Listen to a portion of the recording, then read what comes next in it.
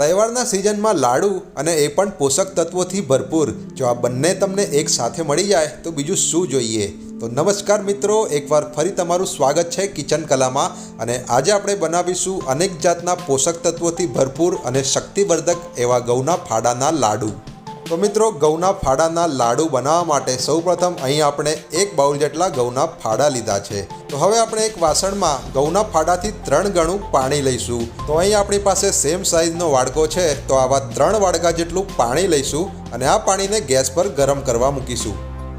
તો મિત્રો, જ્યાં સુધી આપણું પાણી ગરમ થાય છે ત્યાં સુધી આપણે ગેસ પર એક કઢાઈમાં 2 થી 3 ચમચી જેટલું ઘી લઈને એને ગરમ થવા દઈશું।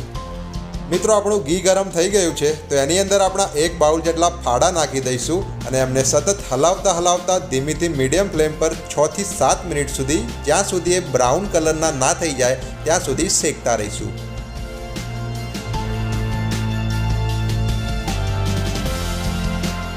તો મિત્રો, અહીંયા આપણે આપણા ફાડાને 7 મિનિટ સુધી ધીમીથી મીડિયમ ફ્લેમ પર શેકી લીધા છે અને તમે જોઈ શકો છો કે એનો કલર બદલાઈને બ્રાઉન થઈ ગયો છે। એનો મતલબ કે આપણા ફાડા સારી રીતે શેકાઈ ગયા છે। તો હવે આપણે તેમાં જે 3 બાઉલ જેટલું આપણું પાણી ગરમ કરેલું એ થોડું કરીને એમાં સાવધાનીપૂર્વક રેડતા જઈશું અને મિક્સ કરતા જઈશું।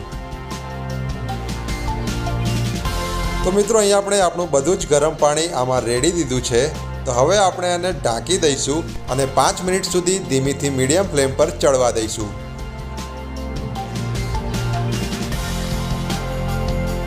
તો મિત્રો, અહીં આપણે આપણા ફાડાને 5 મિનિટ સુધી ધીમીથી મીડિયમ ફ્લેમ પર ચડવી લીધા છે। તો એકવાર આપણે આ ફાડાને સારી રીતે મિક્સ કરી લઈશું। મિક્સ કરી લીધા બાદ એમાં પાણીમાં ઓગાળેલો થોડો ફૂડ કલર નાખીશું અને એને પણ સારી રીતે મિક્સ કરી લઈશું। ફૂડ કલરને મિક્સ કરી લીધા બાદ એને ફરી ઢાંકી દઈશું અને બીજી 5 મિનિટ સુધી ધીમીથી મીડિયમ ફ્લેમ પર ચડવા દઈશું।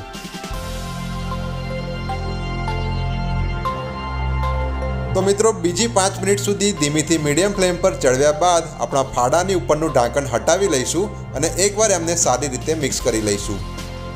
એકવાર મિક્સ કરી લીધા બાદ હવે તેમાં થોડી બદામની ચિપ્સ નાખીશું, થોડા કાજુના ટુકડા નાખીશું, 1 ચમચી જેટલો ઇલાયચી પાવડર નાખીશું, થોડી કિસમિસ નાખીશું અને ઉપરથી 1 ચમચી જેટલું ઘી નાખીશું અને બધી જ સામગ્રીને મિક્સ કરી લઈશું અને જ્યાં સુધી ફાડાની અંદરનું પાણી બળી ન જાય ત્યાં સુધી આ જ રીતે સતત હલાવતા ધીમીથી મીડિયમ ફ્લેમ પર શેકતા રહીશું।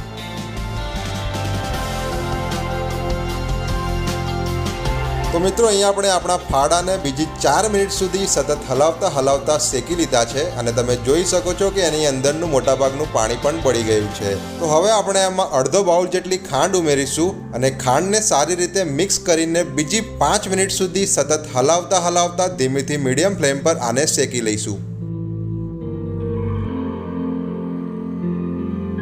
તો મિત્રો, આપણી બધી જ સામગ્રીને આપણે બીજી 5 મિનિટ સુધી ધીમીથી મીડિયમ ફ્લેમ પર શેકી લીધી છે અને તમે જોઈ શકો છો એમાં બધો જ પાણીનો ભાગ બળી ગયો છે અને સામગ્રીઓ પણ બધી સારી રીતે એકબીજાની અંદર બળી ગઈ છે। તો હવે આપણે આને ગેસ પરથી નીચે ઉતારી લઈશું અને જ્યારે ઠંડુ પડી જાય એટલે 2 હાથમાં ઘી લગાવીને એમાંથી થોડી સામગ્રી લઈને એમાંથી લાડુ બનાવી લઈશું। તમારે લાડુ જે સાઇઝના બનાવવા હોય એ સાઇઝના લાડુ બનાવી શકો છો।